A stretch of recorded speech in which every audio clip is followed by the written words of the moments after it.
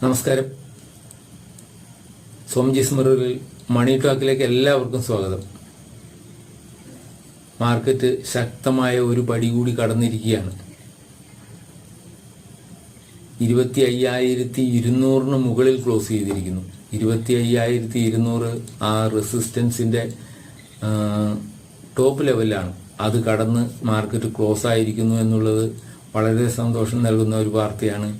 കാരണം ഒരു 6 മാസത്തോളമായി അത് 24,500-നും 25,200-നും താഴെ ഇങ്ങനെ അത് സ്റ്റെബിലൈസ് ചെയ്യാൻ തുടങ്ങിയിട്ട് 5-6 മാസമായി. ഈ കാലയളവിൽ എന്താണ് സംഭവിച്ചതെന്ന് നമ്മൾക്കറിയാം. പല പ്രാവശ്യം അത് 25,000-ന് മുകളിലേക്ക് വരികയും വീണ്ടും 24,200-500 ലെവലിലേക്ക് പോവുകയും വീണ്ടും അത് അതേപോലെ കയറുകയും ഒക്കെ ചെയ്തുകൊണ്ടേയിരുന്നു. ഇപ്പോൾ ആദ്യമായിട്ടാണ് 25,200 ഒന്ന് ബ്രേക്ക് ചെയ്ത് മുന്നോട്ട് വന്നിരിക്കുന്നത്. അപ്പോൾ തീർച്ചയായിട്ടും ഈ പറഞ്ഞ ലെവലുകളിൽ നിന്ന് അടുത്ത മാറ്റം വരുമ്പോൾ തീർച്ചയായിട്ടും അതെന്താണ്, അടുത്തൊരു വളർച്ചയുടെ ഒരു സോണിലേക്ക് നമ്മൾ എത്തുകയാണ്. അപ്പോൾ ആ രീതിയിൽ നമ്മൾ ഇതിനെ കണ്ടാൽ മതി. മാർക്കറ്റ് അതിൻ്റെ ബുൾ മാർക്കറ്റിൽ ഏറ്റവും നല്ല ഒരു റെസിസ്റ്റൻസ് ബ്രേക്ക് ചെയ്തിരിക്കുന്നു. അടുത്തത് അവ ഏത് ലെവലിലാകും എന്ന് നമ്മൾക്ക് ഒന്ന് നോക്കാം. 25,200 കടന്നു പോകുന്നത് 25,350-400 ഇടയിലാണ് അടുത്തൊരു റെസിസ്റ്റൻസ് കാണുന്നത്. അത് അത്ര ശക്തമല്ല. ആ ശക്തമല്ലാത്ത റെസിസ്റ്റൻസ് ഒന്ന് കവർ ചെയ്തപ്പെട്ടാൽ ഒരു 25,600-നും 750 വരെയും അത് ഈ റാലി എത്തുമെന്നാണ് പറയുന്നത്. അപ്പോൾ ആ ലെവലിലേക്ക് മാർക്കറ്റ് ഉയരാനുള്ള എല്ലാ സാധ്യതകളും എല്ലാവരും പ്രവചിക്കുന്നു.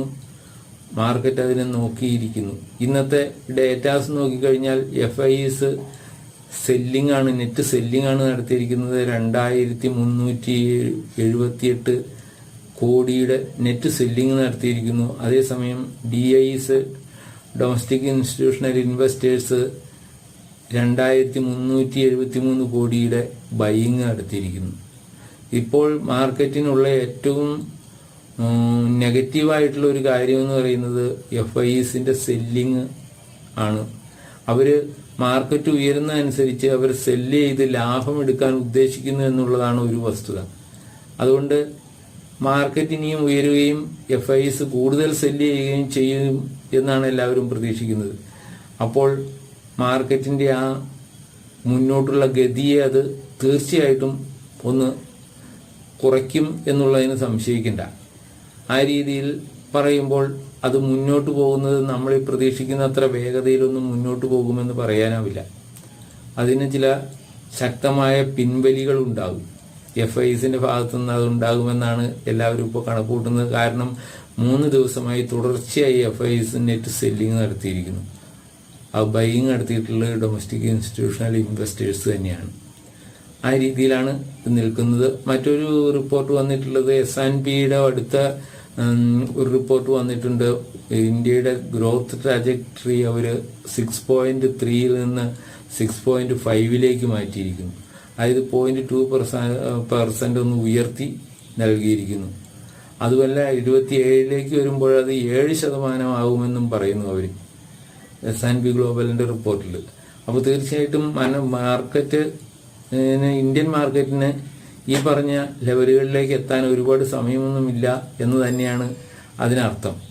എല്ലാ കാലത്തെയും ഹൈയിലേക്ക് ഇനി ഏകദേശം ഒരു 1,100 താഴെ പോയിന്റുകളേ ഉള്ളൂ. അപ്പോൾ അത്രയും ദൂരം കടക്കാൻ മാർക്കറ്റ് എന്ത് എടുക്കും എന്നുള്ളതാണ്. ജൂലൈയിലെ ഓപ്ഷൻ കോൺട്രാക്റ്റുകളിൽ ഈ ഏറ്റവും ഹൈയുടെ അപ്പുറത്തേക്കും പോകുന്നു എന്നുള്ളതാണ് നമുക്കറിയാൻ പറ്റുന്നത്. അപ്പോൾ ഈ ഓപ്ഷൻ കോൺട്രാക്റ്റുകൾ കാണുന്നവർക്ക് തോന്നുന്നത് ഈ ജൂലൈയോടുകൂടി തന്നെ ഇത് ഹൈ, എല്ലാ കാലത്തെയും ഹൈ കടന്നു പോകുമെന്നാണ്. 26,270-ന് മുകളിലേക്ക് പോകുമെന്ന് കണക്കുകൂട്ടുന്നു. എന്തുമാവട്ടെ, മാർക്കറ്റിന് മുന്നോട്ടുള്ള ഗതിക്ക് കൂടുതൽ ഊർജം പകരുന്ന കാര്യങ്ങൾ തന്നെയാണ് സംഭവിച്ചുകൊണ്ടിരിക്കുന്നത് എന്ന് നമുക്ക് മനസ്സിലാവും. പിന്നൊരു ന്യൂസ് ഇന്ന് കണ്ടിട്ടുള്ളത് എന്ന് പറഞ്ഞാൽ സ്റ്റാർട്ടപ്പ് ഫണ്ടിങ്ങിൽ ഇന്ത്യ 3-ാം സ്ഥാനത്തെത്തിയിരിക്കുന്നു എന്നുള്ളതാണ്.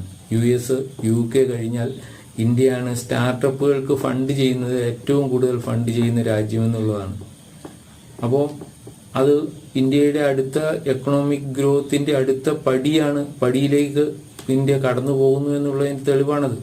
സ്റ്റാർട്ടപ്പുകൾക്ക് നൽകുന്ന ഫണ്ടുകൾ തന്നെയാണ് തീർച്ചയായിട്ടും വമ്പൻ കമ്പനികളിലേക്ക് മാറാൻ അവയെ സഹായിക്കുകയും അവയുടെ ടെക്നോളജി കൂടുതൽ വികസിപ്പിക്കാനും ഒക്കെ സാധിക്കുന്നു. അങ്ങനെ എക്കണോമിയിലേക്ക് കൂടുതൽ പണം വരുന്നു, എക്കണോമി വലുതാകുന്നു. അപ്പോൾ തീർച്ചയായിട്ടും അതും ഒരു പോസിറ്റീവ് ന്യൂസ് തന്നെയാണ്.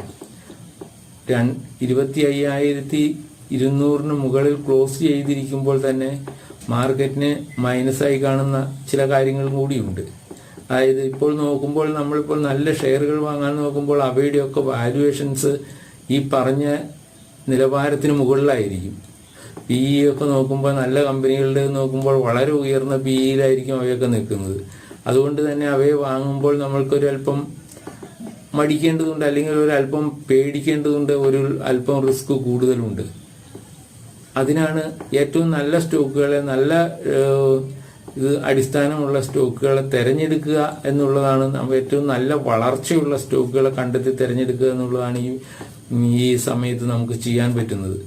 അത് തീർച്ചയായിട്ടും നിങ്ങളുടെ സെലക്ഷൻ അനുസരിച്ചിരിക്കും, നിങ്ങളുടെ റിസ്ക് ആപ്പിറ്റേറ്റ് അനുസരിച്ചിരിക്കും. അപ്പോൾ എല്ലാ കാലത്തും ഗ്രോ ചെയ്യുന്ന ചില സെക്ടറുകളുണ്ടാവും. അപ്പോൾ അവയെ കണ്ടെത്തുക, അതിൽ നല്ല സ്റ്റോക്കുകളെ കണ്ടെത്തുക, ഇപ്പോൾ ഫെയർ വാല്യൂവിൽ നിൽക്കുന്ന അല്ലെങ്കിൽ നല്ല നമുക്ക് പറ്റിയ വാല്യുവേഷനിൽ നിൽക്കുന്ന കമ്പനികളെ കണ്ടെത്തുക.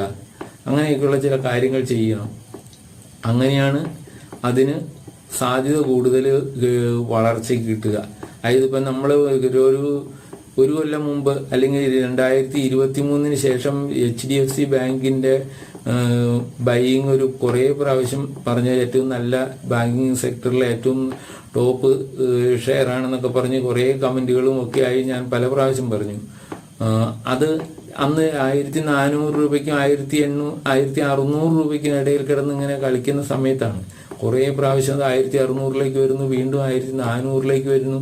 അങ്ങനെ അതിൻ്റെ ഒരു സ്റ്റെബിലൈസേഷൻ അങ്ങനെ കുറേ കാലം എടുത്തു, അത് 1 വർഷത്തോളം.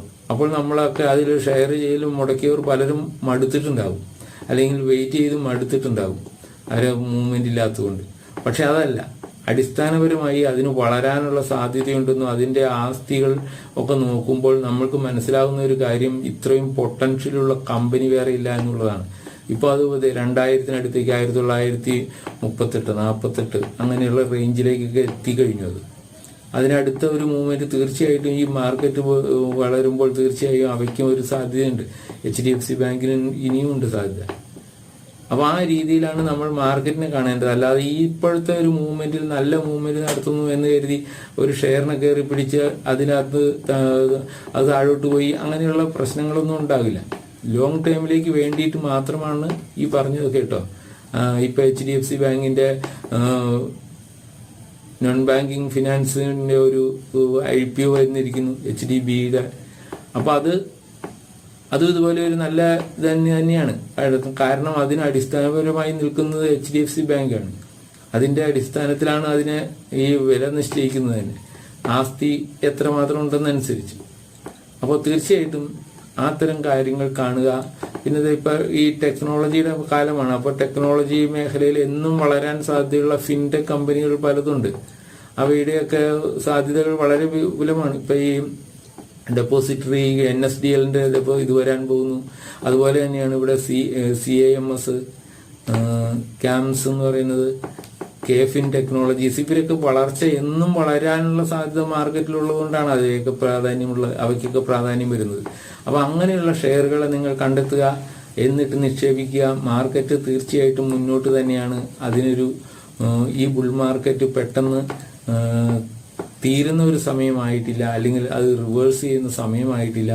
അതുകൊണ്ട് തന്നെ നിങ്ങൾ ജാഗ്രതയോടെ തുടരുക, മുന്നോട്ട് പോവുക. എന്നെ ശ്രവിച്ച എല്ലാവർക്കും നന്ദി. നിങ്ങളുടെ സഹായം ഞാൻ പ്രതീക്ഷിക്കുന്നു. ഇഷ്ടപ്പെട്ടവർ സബ്സ്ക്രൈബ് ചെയ്യാൻ മറക്കണ്ട, ലൈക്ക് ചെയ്യുക, കമന്റ് ചെയ്യുക. Okay, thank you. വീണ്ടും വരുന്നു വരെ നമസ്കാരം.